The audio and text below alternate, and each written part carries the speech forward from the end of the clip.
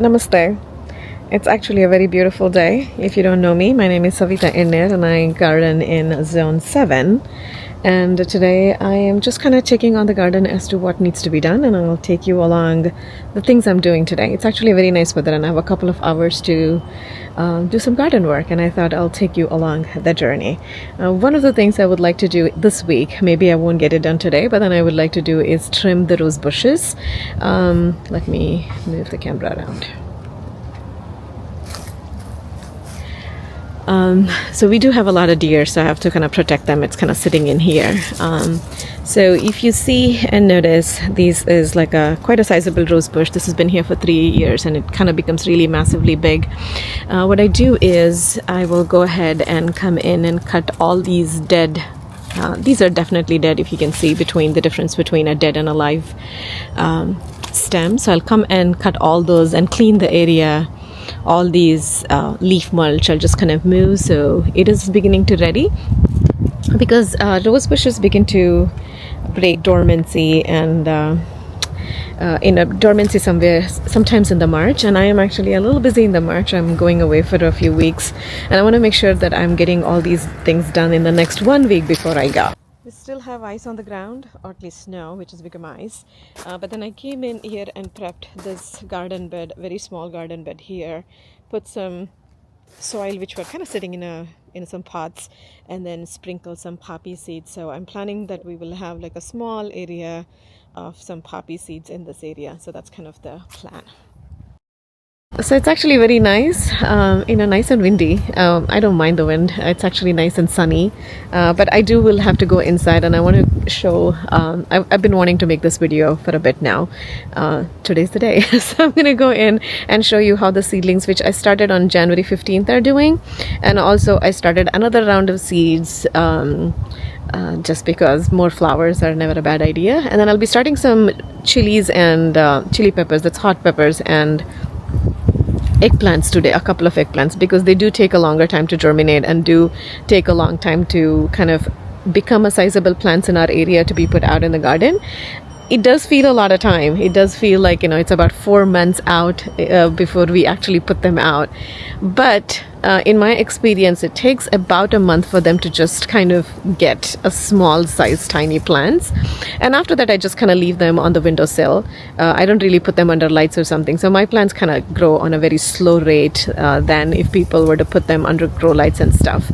And it's kind of a fun, it's kind of a fun activity for me to do during the winters. Tomatoes I wait until the second week of March to start the seeds, because I feel a month of growth before they go out in the garden is plenty for them. A month or even like 5 to 6 weeks is plenty for them. So that's the plan. So I'm going to take you inside and show you what's happening with the seedlings I already planted and what I'm going to be doing today. Oh, I think it's a good day to share the varieties of peppers and tomatoes and eggplants I will be growing in the garden this year. I'm hoping that this garden year will be a little bit more adventurous.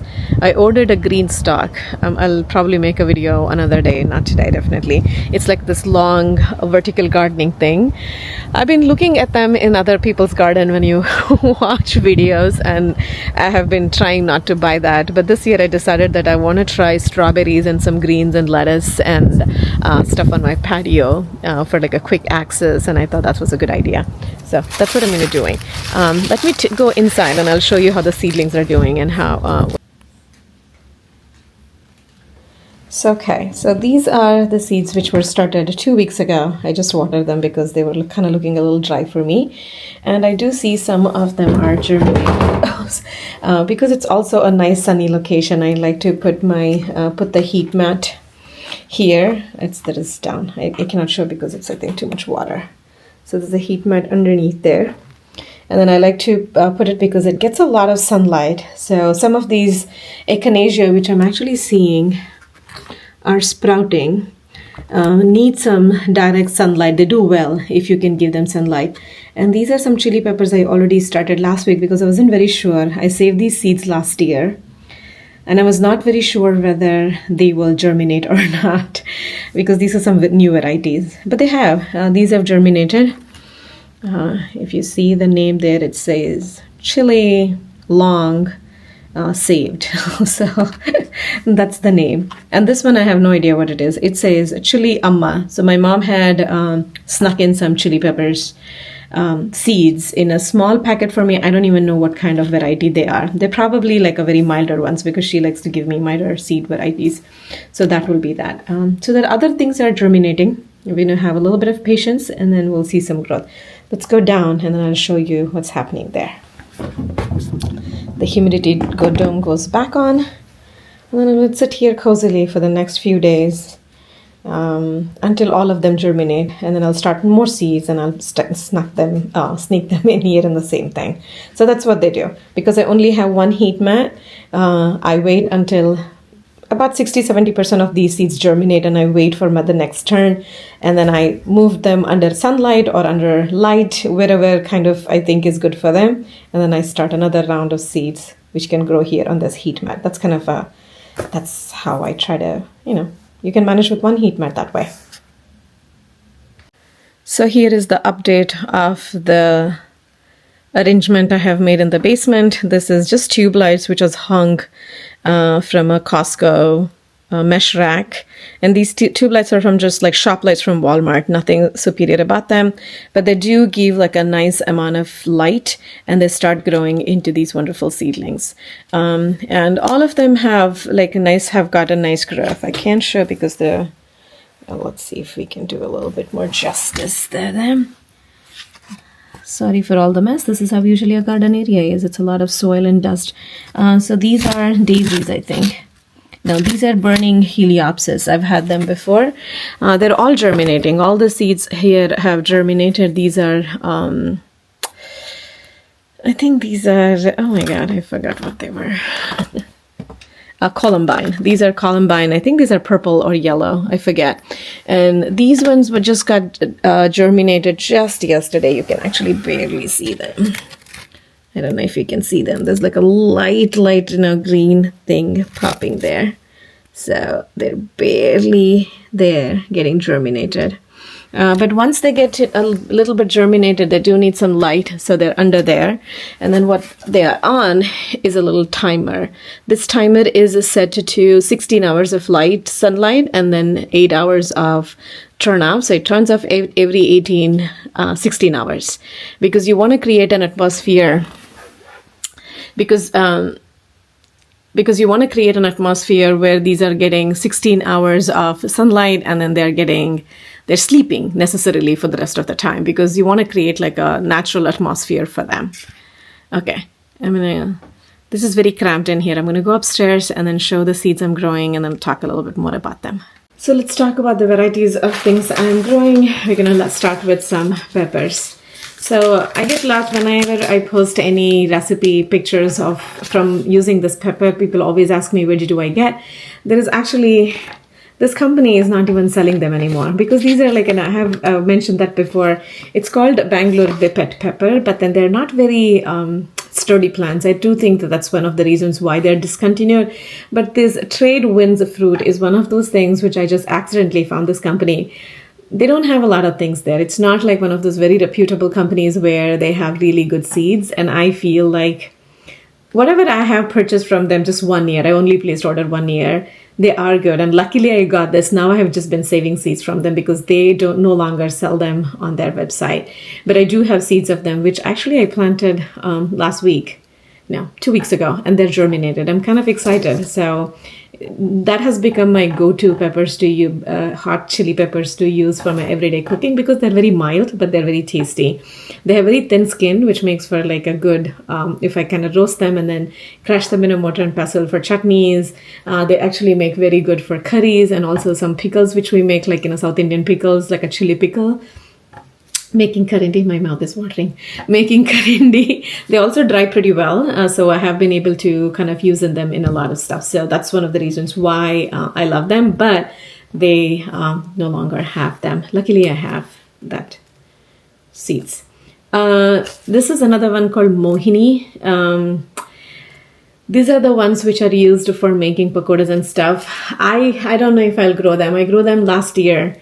And I had so many. It's a very abundant producer. Like, you really need one plant. I put 2, and I had to give away lots of peppers because I couldn't use all of them. If I want to, I might start just one plant or maybe two and then give one plant to somebody because I really need one plant of this. I don't know how to say the name of this one. It's called Binqueho piculo. It's a native to Brazil. These bright colored pointed fruits have a very tart flavor with slightly smoky heat. And it seems like, they get the name because they have these beak. That's what they are known for. And I just kind of watched a ton of videos about these people growing them, other gardeners growing them. I've never grown them. This is my first time growing them. And they said they are fruity in taste and they have a very, very, very, very underlying taste of like hint of heat. You can kind of eat them raw. They don't have really a lot of heat, but they're supposed to be very fruity and they're so cute. So I thought I need some cute peppers in my life. And then I've got lemon drop too. This is from Peru. It's also same thing. It's called spice. It says it is spicy and tangy, with fruity lemony flavor and aroma, and is extremely rare find outside of South America. It says its origin makes it heat tolerant, giving it the ability to produce high number of fruits throughout the heat of summer. What I am planning to make with them is dry and make yellow chili flakes because it's pretty. I like pretty food, and I do want to make some yellow variety of chili flakes and stuff. So I thought like maybe even pickle some of them in kind of like a very, maybe just with mustard and nothing much, so they retain the color of that yellow pepper. So I'm planning to kind of grow them for that. These are dragon Thai peppers. I grew them last year. They're not super spicy. They are spicy, but they're not as spicy as it kind of appears that they should be, but they're not very spicy, which I really like. I don't like super hot Thai peppers. I like them. I usually just grow one small plant and I have like maybe one bowl or one Ziploc full of this really hot peppers, and that's sufficient for me. The rest of them I try to, this is the same thing, another variety. These were actually not at all spicy. They were even milder than my regular peppers. So I'm not sure if I want to grow them. We'll see. That's a gypsy hybrid. I don't think I'm growing them because I grew them last year. I actually got a lot of plants and it's a heavy producer. You really need one or two plants. And I gave it to a lot of my friends and students because I grew a lot of these pepper plants. They all seem to enjoy them. For me, they were not very tasty. Just look like flavor wise. I think like if I have to take care of a pepper plant, I want it to have more flavor than gypsy pepper. So I don't think I'm going to be growing them this year. So those are the peppers varieties I am growing this year. Let's see, tomatoes. There's a lot of tomatoes in here. I don't think I'm growing all of these varieties, but then I'll share some of the varieties I am planning to grow. This I'm definitely planning to grow. This is my first time. It's called early container tomato. I'm growing a lot of short variety because tomato plants can get up to 6 to 7 feet, even sometimes 8 feet tall. And it's because we do get a lot of powdery mildew, these plants become very large and very hard to manage in my area. And I am actually experimenting with growing smaller variety, like a container variety of plants. And I ordered 3 varieties of tomatoes this year, which are meant for containers. That means the plants will be small. I'm not expecting a huge harvest from them, but then I'm also not kind of taking care of diseased tomato plants all through the gardening season. So that was my intention. I'll tell you how it goes. But then I am growing 3 of these small variety. This one says it grows up to it doesn't say. Oh yeah. It says that the plant will grow up to 2 feet high. That's all. So it's not very tall. It probably will fit in a nice planter. So I might even grow them in a planter or in a grow bag or something like that. But I'm interested in growing. And this one, early container, people tell me that they don't have a lot of diseases. So that's what a lot of recommendations came. So I'm planning to grow them.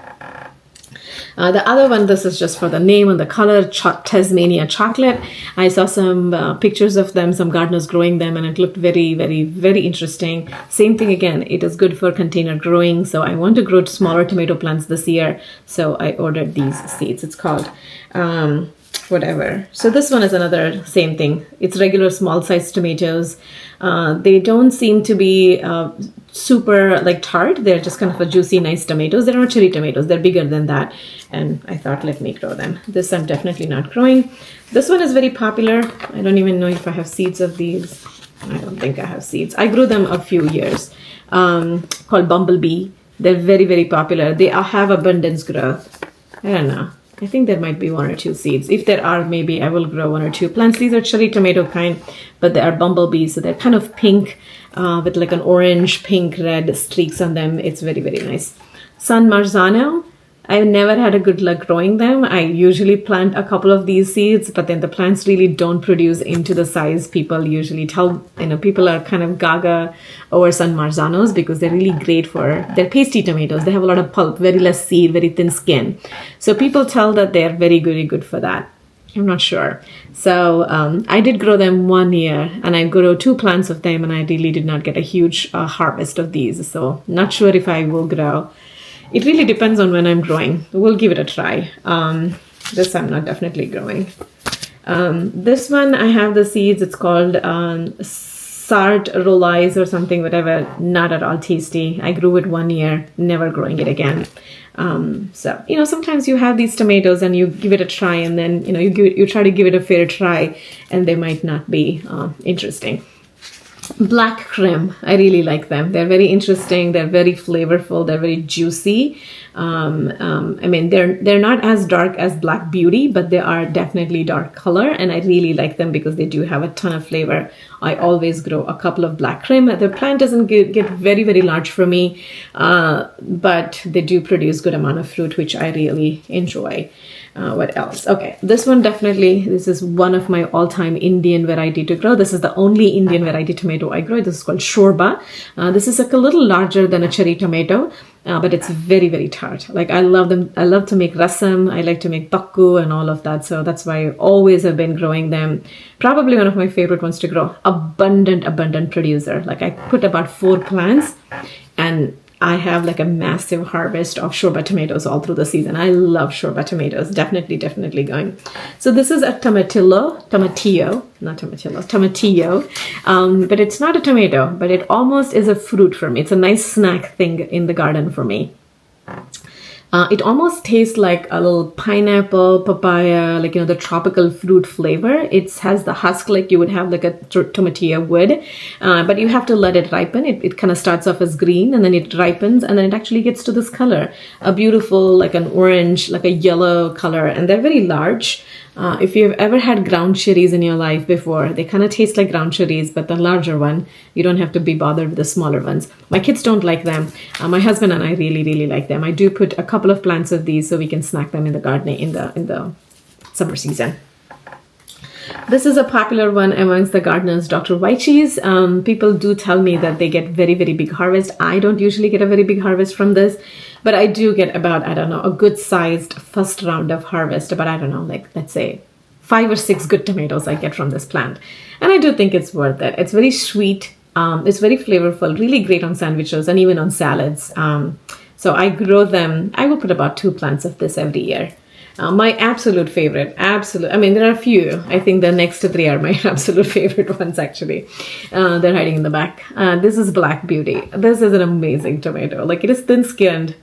It is literally this dark in color. And even on the plant, it looks like a marvelously beautiful thing. Thin-skinned, really tasty. And it produces abundantly for me. This is one of those plants which really doesn't get a lot of diseases in my garden for some reason. I definitely grow more than one. Last year I put in 3 plants. One of them, the deer ate before it even took off, so it never came about. But then I did have 2 Black Beauty plants, and we had an abundant harvest. I think this was one of the first one to fruit, and the last one I harvested from my garden. I still remember. It was kind of almost near Thanksgiving. We didn't have a frost yet, and I went in and picked one of these tomatoes. So really good Black Beauty. My other go-to is the Genovese. Costoluta, I think that's how you say it. It's one of those things which kind of looks like this, if you have seen tomatoes in the farmer's market, like with those ridges, but then it's very, very flavorful. Again, thin skin, lots of juice. It's very good for like Indian cooking. For me, I have felt, and then somebody suggested the Burmese sour is better than this. I grew both of them last year. I did not see a huge difference. This one was a little meatier than this one, I felt, but they were both good. So I'm going to be growing, definitely be growing good. So that's a lot of varieties of tomatoes, and I will be planting how many of these?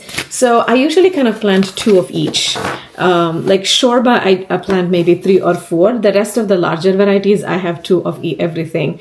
So that's easily about, I don't know, 15, 16. I mean, there are about 8 to 9 varieties here, more than that. So that's like 18, 19 plants. That's a lot. I know it feels like a lot, but then we do eat a lot of tomatoes.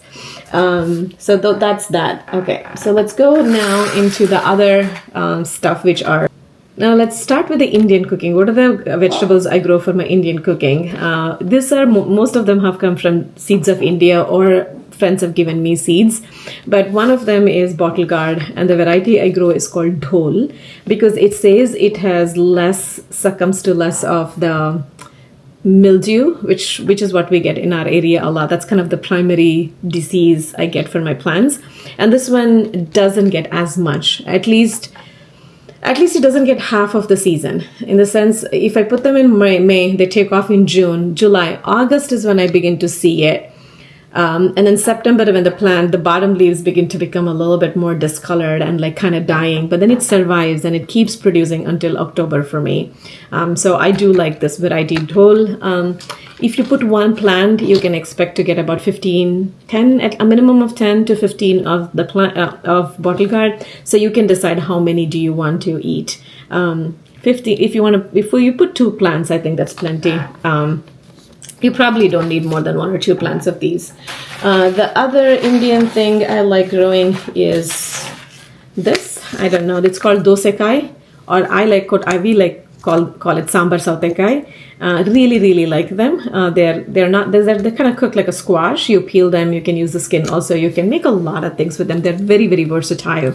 They have a little bit of a crunch to them. They're actually a superior variety of squash in my opinion when it comes to cooking Indian food. And again, this is a vigorous grower. If you have one of these plants, you can at least get 30. I usually get more than that. I don't want to be too optimistic and tell people that you should be growing a lot of these, but I do get a lot of these, a huge amount of produce. Last year, I grew 2 plants in 2 areas. I had more than I could eat and give. Usually, the first couple of times it feels like it's only giving you 1 or 2. And then when it takes off, it gets pollinated. I usually plant, it has a ton of flowers, and then the bees swarm to this plant and they start pollinating it, and it produces immensely. Really, really love them. The okra I like to grow is this. It's called the Burmese okra. This is the one which is very, very long, and it doesn't get very fibrous. It's very tender even when it's get mature, which is not the case with the okra. If you know about okra, if you kind of grow them, if you don't harvest them the very same day or the very next day, they're kind of inedible. But this one is not like that. Even when it's get mature, it actually stays pretty soft. Taste-wise, I do think I like them. So I really like, this is called Burmese okra. I've been growing them for the past 2 years. I do grow the other variety too, the spineless okra variety too, but I think the Burmese one is my current favorite. Eggplant. I grow 3 types of eggplants. One is this, it's called rimjim, which is the stripped one from Seeds of India. The other one, my mom had sent me seeds for a long time. I had in one of these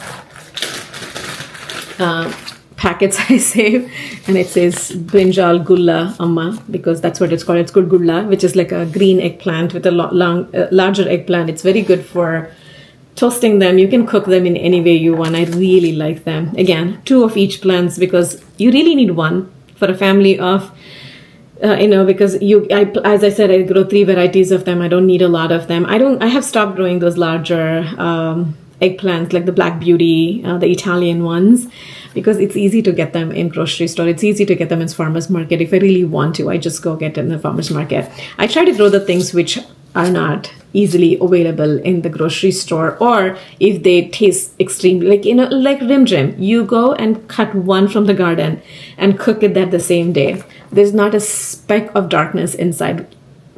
None of the seeds looks dark, and it kind of melts like butter. And that's quite a sizable one. It's not a very tiny one. It kind of becomes this big. And if I'm cooking just for my husband and I only need 2. And I go and chop up, and it cooks up in 2 minutes. and it's the most amazing thing. And that is one of the reasons why I like to grow eggplants, because I feel when you pick the eggplants that sit in the grocery store and you bring them, the seeds get dark, it loses so much texture, it almost tastes bitter to me. I mean, that's one of the reasons why I do not share a lot of eggplants recipes in my cooking channel, because I feel I just crave like a good eggplant. Okay. When it comes to green beans, there are two varieties of green beans I grow. One is the contender variety, which I really like. This is the one I've always have grown. Abundant grower. So what happens with green beans? Okay, let me tell you it later. And then the second one is dragon tongue bush beans. The beautiful color, but they're also one of those things which do not get very stringy for a very long time. They start off at this color. If they don't get a lot of sunlight and they're kind of that hiding at the bottom, the more sunlight they get the streaks of yellow and purple. If they don't get sunlight, they're kind of hiding at the bottom of your plant. They're more yellow, like a pale yellow in color. And they get cooked into pale yellow anyways. But the beauty of it is they're very, very tasty. Second, they stay tender even when they become very large. If I forget to harvest them for a few days, they don't become very, very stringy. That's one of the reasons I like to grow them. Abundant grower. Another thing about green beans is it gives you one flush of green beans first. So you have to be tender. Go and use a scissor and snip them, because they have tiny buds and flowers forming for the next growth, which will take another 15 days to come. So you have like one harvest every 15 days. That's kind of my experience. I usually do... what I do is I harvest every third day or something from each plant for our cooking. That kind of works for me. Some fancy beans I grow, each of them. One is this hyacinth bean called avrecado. I always grow them. They are more like you have to start them very early. I start them in March. These things I start them in May. These kind of directly sown in the garden in May. But these ones have to grow a little early. They really like cooler weather. And I noticed last year that because I started them early indoors, I think I started them in February indoors, transplanted them in April. They actually gave much, much better produce to me than the previous years where I started them much, much later. Cowpeas are called alasande kalu in Kannada, which I really like. They're very tasty. They have a purple pod. I grow them. Again, I don't grow a whole lot of these. I grow a few plants of these. So I can harvest. It's kind of one of those things, nostalgic things you want to eat because, you grew up grew up eating them. That way, I don't know, you just feel connected. Winged beans is a new one for me. Very tasty. It's star-like, has a little bit of tartness to it. I really like it. I chop them up and then just kind of fry them into curries and stuff. Really nice. What else? So those are the beans and cucumber varieties and stuff I'm growing. So I do have more seeds here. Let me see what karela. That's an escape one. I do put one or two bitter gourds. You have a lot of varieties. If you go on Baker Creek, they have a lot of varieties. I just grow the small Indian varieties. Those are the seeds I have. And I have saved them from the last few years. Actually, one of the persons on Instagram actually very sweetly sent some seeds to me. She said like the tomato red cherry tomatoes are very good. And then she also sent me another one. I forgot. I put it separately because I wanted to start them earlier. She said something about, I don't know the name. It sounded very like a Cherokee, not a Cherokee, but something like that. This seems like avrekai. This is I saved. Yeah, these are the avrekai I had saved. So I'll probably planting a few of these. I know, there's a lot of options. This is some marigolds. Let's see. This one has some seeds. This is the person who sent me a few seeds, and I love them. Oh, Manapparai eggplant. I think I'll be planting them. I'll probably research this first, but then I definitely will be planting Manapparai eggplant. Puneri cucumber. Oh, I too know this. Puneri is the Indian variety, the light green one. I had grown this 1 year. Somebody had given me a plant. Oh, this is the one. Nineveh tomato. She said these are very good for Indian cooking. I will definitely be planting them this year. She also sent me some ash gourd, which is winter squash. and then a butternut squash seed. I'll definitely grow these. I also like to grow things people give me. I find it always fascinating. I have a big enough a space to kind of prop them somewhere. Or I just start the seedlings. Other thing what happens is if I have more seedlings and I don't grow them, I have friends who are good gardeners and I just give it to them. And I give them the seedlings and they will plant them in their garden. And when they fruit, sometimes they give it to me. Not sometimes. They always bring me some of those. Like, hey, you gave me the seeds or the seedling and I wanted to share this with you. So that's another way of kind of building community. One, two, also, I don't know. It makes for a good friendship. Last thing on the list to share with you today is this squash. This is called red curry. My favorite. If you like pumpkin dishes, I like this one. This is my favorite one. This is my favorite one to do all the Indian cooking with wherever it says pumpkin. Red curry squash is the one I use because they have bright color. They're very tasty. They're kind of creamy. They're not very, very sweet, but they're very tasty. I really like them. This is also an abundant grower. I usually put about 2 plants on them, but you have to have a big space for them. Pumpkins take up a lot of space. I just let it crawl wherever it wants to grow, and it does produce heavily. Each one of the plants, at least in one plant, I'll get about 8 to 9 squashes. That's plenty for me for the whole winter months. So I always go curry squash. So those are some of the Indian varieties I grow for my garden. Apart from that, for the summer, I'll also be growing like basil and cilantro and dill. All of that will be also going out in the garden. For today, I think I will be starting some peppers. I will be starting peppers. Where did I put the pepper plants? Seeds. They were somewhere here.